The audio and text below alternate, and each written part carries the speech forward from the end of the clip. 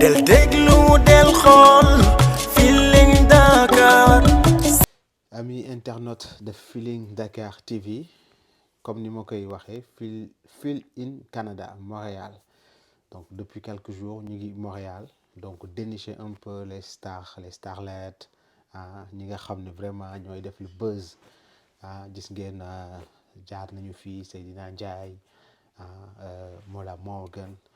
Et ce soir, j'ai l'immense plaisir de recevoir une étoile qui monte.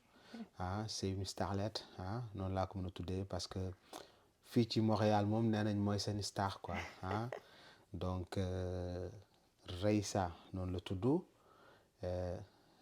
nom d'artiste bi moom laay bàyyi mu joxe ko man du ma ko joxe parce que nom d'artiste bi tellement que dafa nice dafa spécial dafa am flow you know. Reissa, comment vas-tu? Je vais très bien, merci Bamba, et toi? Ça va, on est là par le froid. On est venu dans une période un peu spéciale. C'est ça, c'est la spécificité du Canada. Du Canada. C'est ce qu'on appelle le Canada, c'est l'hiver.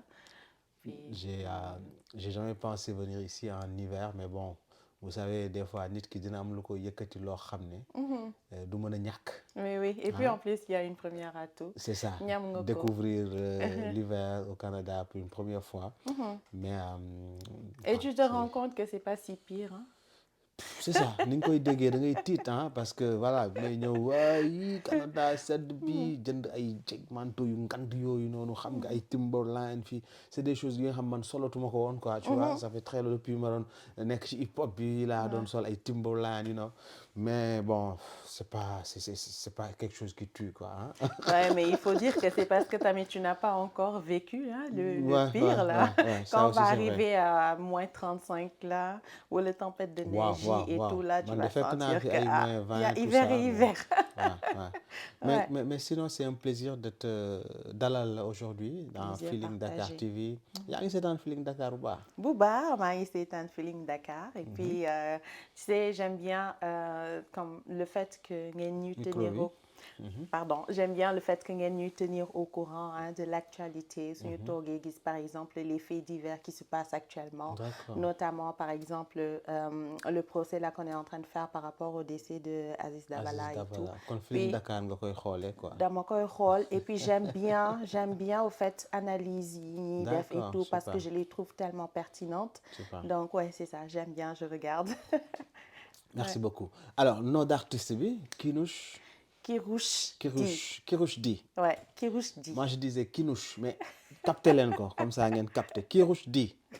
C'est ça. C'est très très original. Merci beaucoup. Kirouche Di mais xam nga nooy def da ngay may gars yi ci voix bi morceau bu nga xam ne émeraude la non. waaw émeraude. moom nga génnee tout récemment fresh. Yes.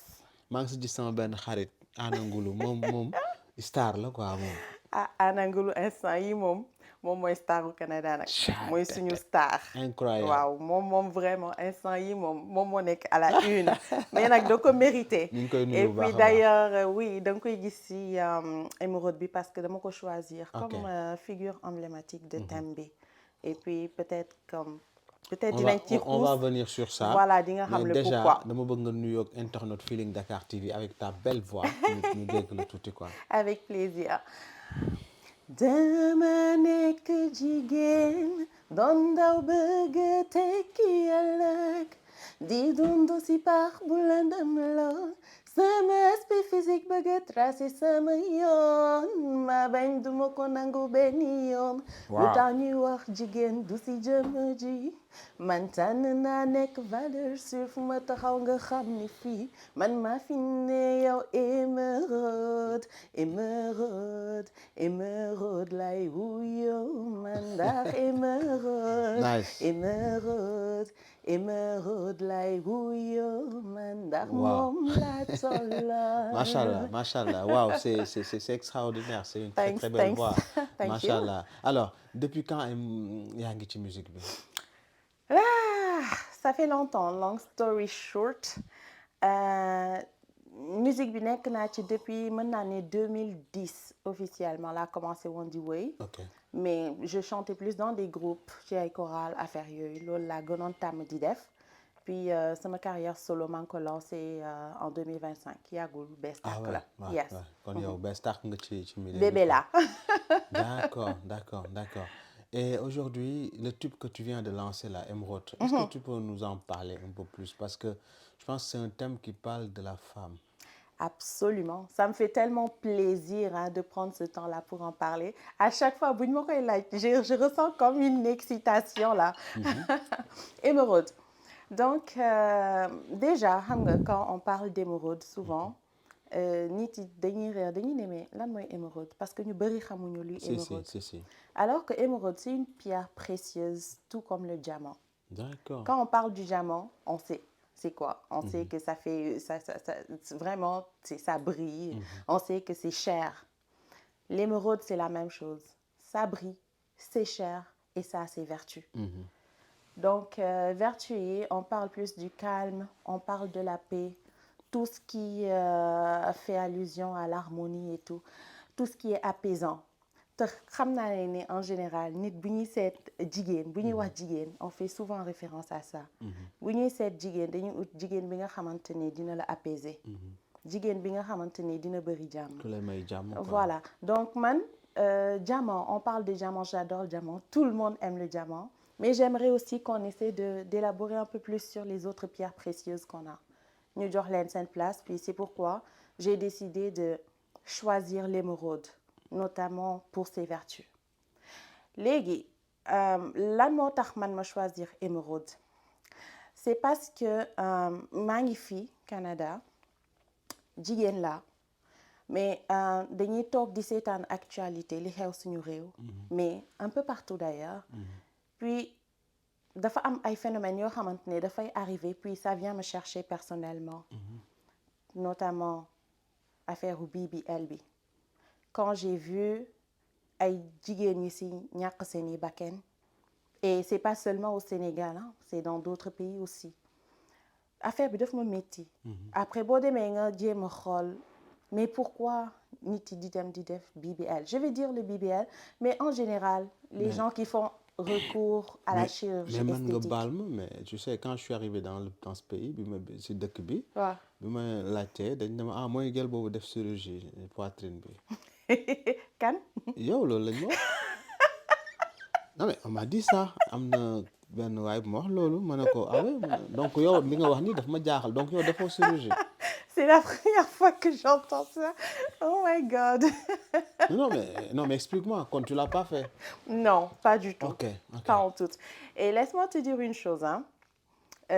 Dama doon wax ci loolu sax faf mais on va y arriver mais xam nga man defuma chirurgie ci benn partie sama corps. Ok.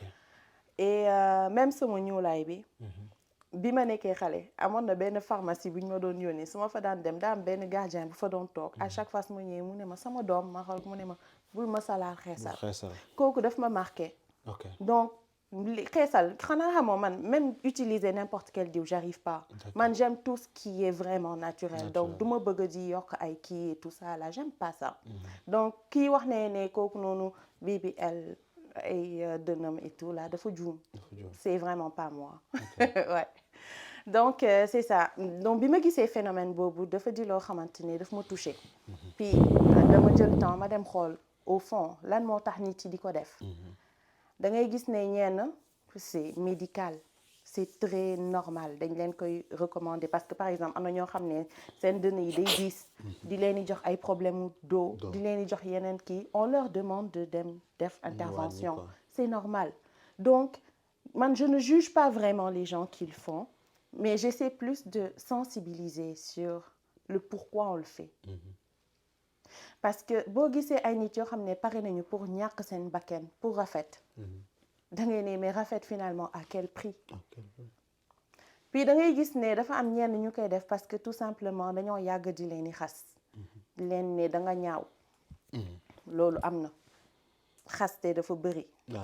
suñu dëkk ak feneen. xaste bi dafa bëri man bi ma nekkee xale. dañ ma doon tooñ. tu sais fu ma romb xam nga lu ñu ma doon ooye table rase.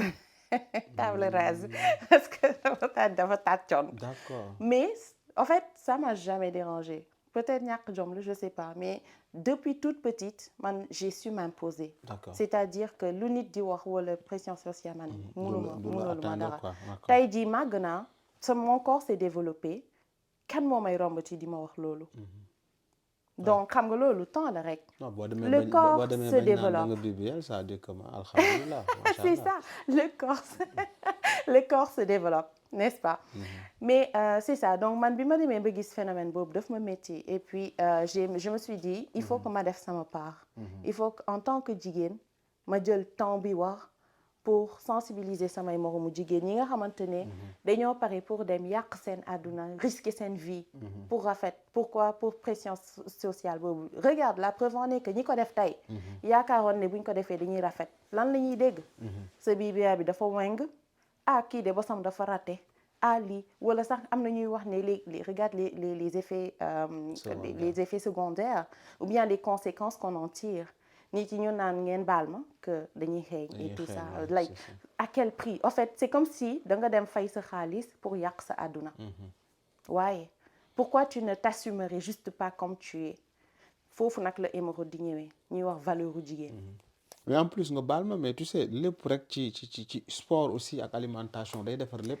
bien évidemment day defar lépp que nga am yaram bu rëy sa biir ngand say forme débordé nga bëgg loo lépp loo gis ci àdduna sport mooy remède bi gën a puissant. exactement après nga am discipline sur alimentaire sa alimentation ci li ngay lekk exactement li ngay consommer tout ça donc du moment jarul ngay dem di defi leneen. non pas du tout je suis parfaitement d'accord avec toi. pour man yooyu noonu yëpp c'est une question de conscientisation la mais les jigéen ñu bari aussi dañoo am nañu flemme dem dañ naan ñoom lu gaaw rek attends je vais ma dem defi BBL rapidement defaraat sama kii alors que c'est dangereux comme tu l'as dit donc je pense que c'est un message très important à l'endroit de nos sœurs ñi nga xam ne ñu ngi ñuy seetaan di leen wax ne bon ñu gën a def attention rek quoi on n'a pas le droit de juger quiconque mais quand même c'est un message fort qu'elle vient de lancer. Merci beaucoup pour ça. Ouais, allez-y. des na de. oui des na. nee naa histoire bi dafa gudd parce que hémorroïde lu muy toucher moo bëri. ok day toucher phénomène BBL day toucher aussi phénomène jigéen yi nga xamante ne dañuy bëgg torop di dépendre ci góor. d'accord mbaraankat yi quoi. mbaraankat yi te boo seetee loolu tam dañ cee am ñu bëri. dafa am na fii Canada bëri na. xamaluma leen dara vraiment xamaluma leen dara mais man damay seetaan. mais mbaraan ci dans les deux sens am na góor yu mbaraan il paraît. oh my god ça c'est tellement dommage. c'est en fait ça me fait rire même rien qu'à y penser. ça me fait rire. kan góor di ma mbaraan am góor boo xam ne dafa lay mbaraan waaw. mën na am c'est des profitards day am xam nga góor bu ñëwee ci yow am na lu muy ut ci yow. am na lu muy ut ci yow bon du ma ne que tout le temps bu ñu ñëwee c'est par intérêt mais toujours je vais dire que intérêt bi c'est soit être avec toi intérêt bi c'est soit te marier intérêt bi c'est soit foo ak yow intérêt bi c'est soit lekk sa xaalis dem. ça dépend il y a des. oui ça dépend. moo tax ma ne quel que soit alpha am na nit yu am jom yoo xam ne. oui.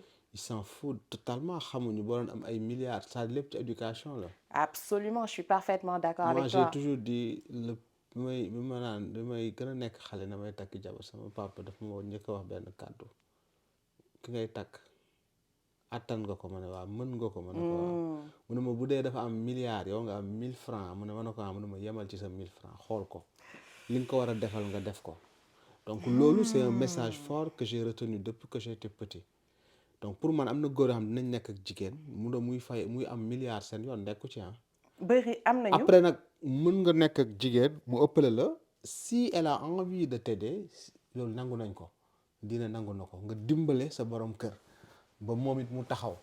loolu c'est acceptable. waaw loolu du question de mbaraan mais teg loxo la.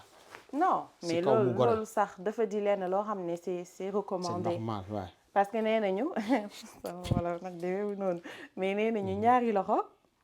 mooy takk tubéy takk sër donc xam nga ne ku góor ki kese moom mënul am charge yi yëpp ku jigéen ki dafa wax di ko jàppale man loolu c'est ma philosophie c'est ma pensée mais surtout góor yi may wax que ne dañuy mbaraan c'est que intérêt moo leen siy dugal dans tous les cas là c'est que am nañu lu ñu gis ci yow lu ñu bëgg a jël après dem seen yoon mais am na tamit góor yi nga xamante ne dañoo am jom macha allah te c'est à féliciter. ñoo xamante ne dañoo gëm seen bopp. tout comme jigéen ñi tamit am na ñoo xamante ne dañuy mbaraan mais am na tamit ñoo xamante ne dañoo gëm seen bopp. man nag ñooñu di mbaraan ñooñu lay def appel ci woy bi di leen di fàttali ni yàlla dafa am lu mu def si ñun jigéen ay valeurs yoo xamante ne dañoo wax toujours di ko taxawee gëm suñu bopp yàlla daf ñoo may benn force boo xamante ne dañ ko war a exploiter.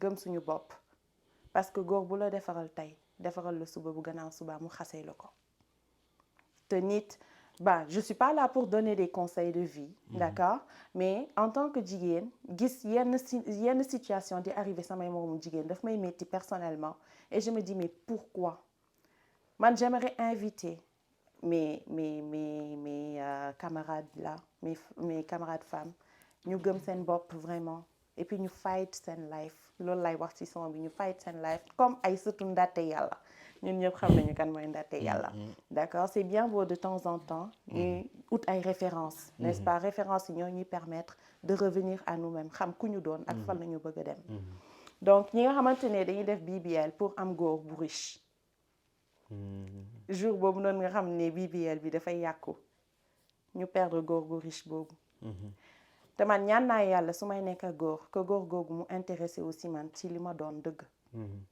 mu gis ma ni ma nekkee mu accepté ma mais pas mu intéressé wu sax sama physique mais mu intéressé aussi samay valeurs parce que loolu mooy toog loolu mooy perdurer loolu mooy mujj donc vraiment conseil la pour jigéen ñi ñu xoolaat seen bopp bu baax a baax xam fu ñuy jëm te gëm seen bopp xam ne elles ne sont pas n'importe qui man j'aimerais bien que les femmes comprennent qu'elles ne sont pas n'importe qui lu ñu bëgg seen àdduna mën nañ ko am ci kaw ñu gëm seen bopp ñu xeex muus nañu am nañu doole gi ñu war a am nañu gëm seen bopp gëm yàlla te dem ci bu ñu ragal macha allah c'est ça puis góor yi nga xamante ne dinañ ma dóor de garaawul góor yi nga xamante ne dañuy bàkkoo seen xaalis c'est-à-dire am xaalis ne man jigéen bu ma neex mën naa ko am mën naa def lu ma neex ak jigéen boo gisee si wéy bi am na benn instant ba may ne da nga foog ni jigéen ñëpp a yem da ngay yore sa alal di may nabbee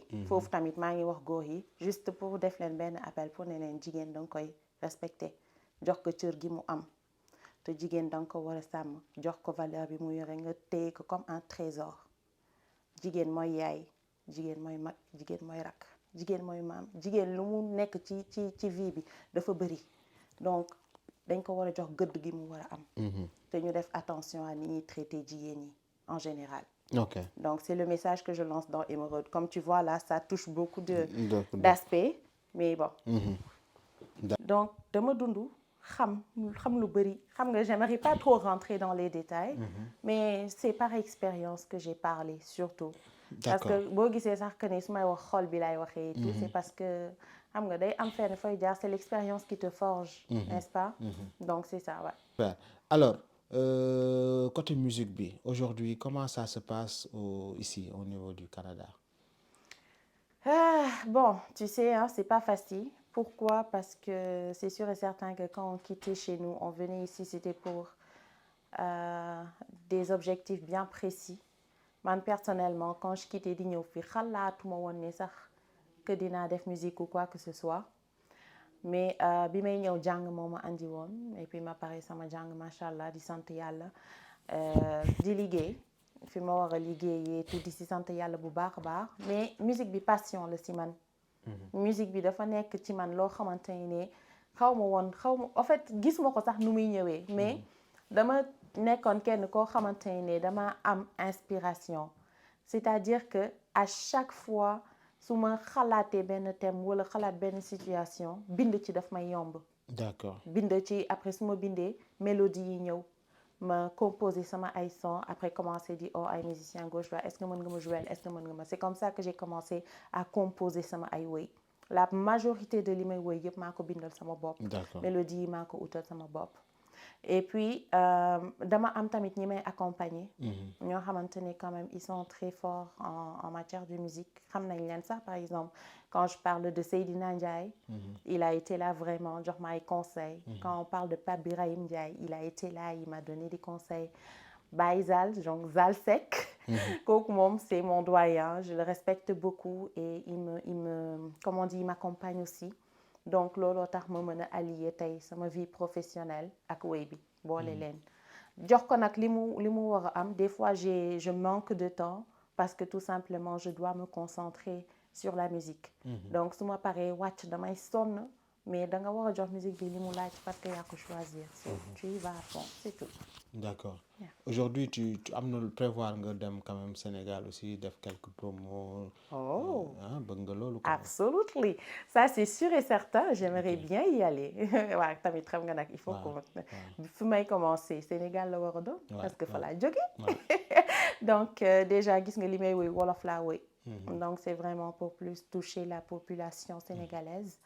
su ma fa jógee naa bëgg naa dem foofu ñu gën maa xam wane li ma am le bagage que j'ai ma partagé ko ak ñoom en espérant que dina leen neex te xam naa sax da leen di neex d'ailleurs.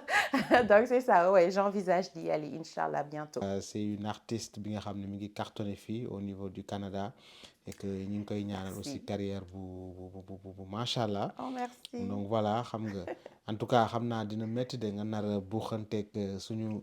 Am na ñu fa nekk ni yenn starlet et tout alors tey musique bi jigéen ñi tey kan nga ciy gën a déglu kan tey parce que voilà on a Viviane on a Titi on a Kumba Gawlo tu sais depuis bi ma nekkee xale ba je dirais plus jeune Viviane moom mos a doon sama woykat macha allah Viviane la sama woykat la wala mais damay déglu ñëpp te am na sax nouvelle génération là. La nouvelle génération j'en trouve vraiment des pépites. Par exemple Ndaxte Lo cette fille elle a une voix je la respecte ci li muy def elle est bonne. Mais ci jigéen ñi vraiment Viviane mooy sama woykat. mooy sa kii quoi d'accord. Donc je pense que mi ngi lay dégg et que voilà di la ñaanal nga dem ba def ak moom benn duo. Amiin. Donc voilà alors Kirouche Di alors ce dernier mot. Bon, tout d'abord, je tiens à vous remercier, Feeling Dakar. Merci beaucoup pour cette opportunité. Merci beaucoup de m'avoir invité, permettre ma tamit ma parler un peu de sama son bi ma def. Et puis, il y a beaucoup de projets aussi qui s'en viennent. Donc, restez connectés surtout. Ngeen dem sama page. Instagram. dem sama TikTok maa nga fa YouTube sama ton baa nga fa Instagram bi ak kii bi lan moo ci nekk. Kirouche Di officiel pour TikTok puis c'est Kirouche Di pour Instagram. D'accord. ngeen suivre ma te xam ne il y a de très belles choses qui s'en viennent bu leen ko manquer. D'accord. Donc c'est ça et puis encore une fois may ñaaxaat nit yi tentons de faire du bien dans ce monde-là parce que àdduna bi dafa jeex ba pare. D'accord. Essayons de marquer positivement notre empreinte ici sur terre. Donc voilà mi ngi noonu Kirouche Di donc voilà dem leen ngeen tapé ci YouTube di ngeen gis morceau bi nga xam ne moom la lancé tout récemment encore n'est-ce pas? Oui, c'est ça. Le nom du Émeraude, ouais, c'est ça. Donc c'est une pierre précieuse comme elle l'a dit parce que moom nee na ñi nga xam ne dañuy privilégier ay diamant ak yooyu moom mu ñëw indi beneen pierre boo xam ne émeraude donc dañ ko war a xool dañ ko war a valoriser. mu nekk une pierre précieuse aussi mu wéy si jigéen ñi valoriser la femme. wax vraiment les bienfaits de la femme les femmes battantes. yi nga xam ne xaaruñu dara ci góor. femmes yi nga xam ne dañu am jom wax aussi góor yi ni ñu war a traiter jigéen ñi. Donc en tout cas c'est mënuñu woon wax lépp parce que waxtu bi duñu ko may mais on a essayé de parler de l'essentiel. Absolument. À la découverte de Kirouche Di. Donc di leen wax ne mi ngi doog a commencer teg leen ko loxo jàppale leen ko et puis voilà moi je pense que c'est une artiste qui va monter qui va faire des échelons. En tout cas on te souhaite bon vent. Merci beaucoup, merci et puis à la prochaine chicane comme on dit très ici. Bientôt, Inch'Allah. Ici on dit à la prochaine chicane. À la prochaine chicane.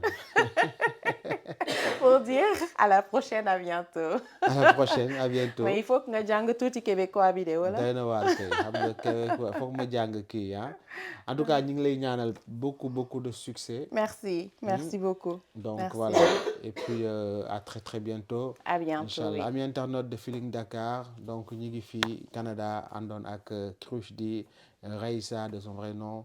moom lañ nekkaloon tey di doon waxtaan di leen jox rendez-vous très prochainement merci beaucoup.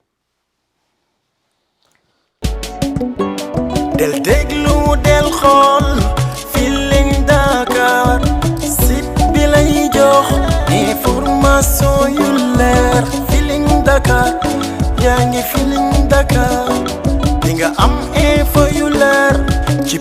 people sport politique Feeling Dakar yaa ngi Feeling Dakar Feeling Dakar notre plateforme d'information